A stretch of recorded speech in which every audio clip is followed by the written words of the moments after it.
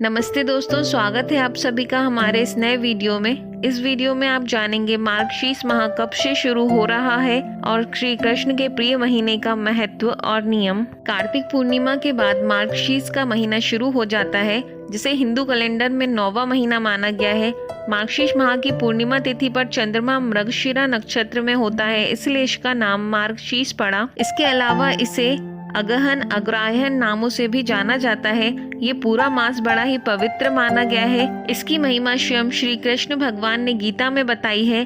गीता के 10वें अध्याय के 35वें श्लोक में भगवान श्री कृष्ण ने कहा है, बृहत् शाम तथा शाम नाम गायत्री छंद शामहम मांशा नाम मार्गशीर्ष शह मृत्यु नाम कुसुमाकर। अर्थात गायन करने योग्य श्रुतियों में मैं बृहत् शाम और छंदों में मैं गायत्री हूँ तथा महीनों में मार्गशीर्ष और ऋतुओं में वसंत हूँ। इस महीने में भगवान श्री कृष्ण की उपासना की बड़ी ही महिमा है। इस महीने में भगवान श्री कृष्ण की उपासना करने से व्यक्ति को जीवन में हर तरह की सफलता प्राप्त होती है और वो हर तरह के संकट से बाहर निकलने में सक्षम होता है। सतयुग में देवों ने वर्ष का आरंभ मार्गशीर्ष कृष्ण पक्ष की प्रतिपदा तिथि से ही किया था। साथ ही ऋषि कश्यप ने भी इसी महीने के दौरान कश्मीर नामक जगह की स्थापना की थी, जो कि इस समय भारत का अभिन्न अंग है। मार्गशीर्ष मास के दौरान स्नान दान का बड़ा ही महत्व है। विशेषकर इस महीने के दौरान यमुना नदी में स्नान का महत्व है। मार्गशीर्ष महीने के दौरान यमुना नदी में स्नान करने से भगवान सहज ही प्राप्त होते हैं। जो लोग जीवन में भगवान का आशीर्वाद बनाए रखना चाहते हैं और हर संकट से छुटकारा पाना चाहते हैं, उन्हें मार्गशीर्ष के दौरान कम से कम एक बार यमुना नदी में स्नान करने अवश्य जाना चाहिए।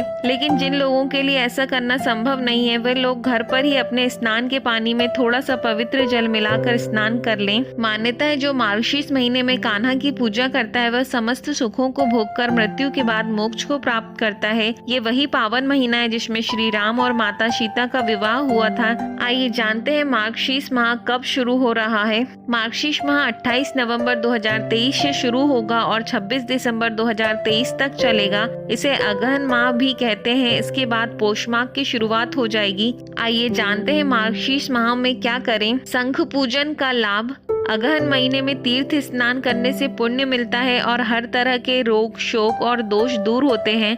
स्त्रियों के लिए यह स्नान उनके पति की लंबी उम्र और अच्छा स्वास्थ्य देने वाला है। इस महीने में शंख पूजन का विशेष महत्व है। साधारण शंख को श्री कृष्ण को पांचजन्य शंख के समान समझकर उसकी पूजा करने से सभी मनवांछित फल प्राप्त होते हैं। स्नान। मार्गशीर्ष के दौरान सुबह जल्दी उठकर स्नान से पवित्र होकर भगवान का ध्यान करना चाहिए और उनकी पूजा अर्चना करना चाहिए। स्नान से पहले तुलसी की जड़ की मिट्टी से भी स्नान करें, यानी अपने शरीर पर उसका लेप लगाएं और लेप लगाने की कुछ देर बाद पानी से स्नान करें। साथ ही स्नान के समय ओम नमो भगवते नारायणाय या गायत्री मंत्र का जप करें। दान। इस मौसम में शीतलहर आरंभ हो जाती है, अतः गर्म कपड़े, कंबल, मौसमी फल, सैया, भोजन, अन्न दान का विशेष महत्व है। साथ ही इस माह में पूजा संबंधी सामग्री जैसे आसन, तुलसी माला, चंदन, पूजा की प्रतिमा, मोर पंख, जल कलश, आचमनी, पीताम्बर, दीपक आदि का दान भी शुभ माना गया है। आइए जानते हैं मार्गशीर्ष माह का महत्व। श्री कृष्ण कहते हैं, मैं शामों में बृहत् शाम, छंदों में गायत्री, मासों में मार्गशीर्ष और ऋतुओं में बसंत ऋतु में हूँ। इस श्लोक में श्री कृष्ण ने स्वयं को मार्गशीर्ष महीना बताया है। श्री कृष्ण और श्री राम की भक्ति के लिए भी ये माह बहुत शुभ माना गया है। इसी माह में मर्यादा पुरुषोत्तम राम और माता सीता का विवाह हुआ था। अगहन में शंख की पूजा का खास महत्व होता है। मान्यता है कि इस माह से शंख की पूजा करने से माँ लक्ष्मी अति प्रसन्न होती हैं और साधक पर धन की वर्षा होती है। इस माह में कान्हा को तुलसी, मोरपंख अर्पित करने से दोष समाप्त होते हैं। गंगा स्नान से रोग, दुख और दरिद्रता का नाश होता है। यदि वीडियो अच्छा लगा हो तो चैनल को लाइक, शेयर और सब्सक्राइब करें। धन्यवाद।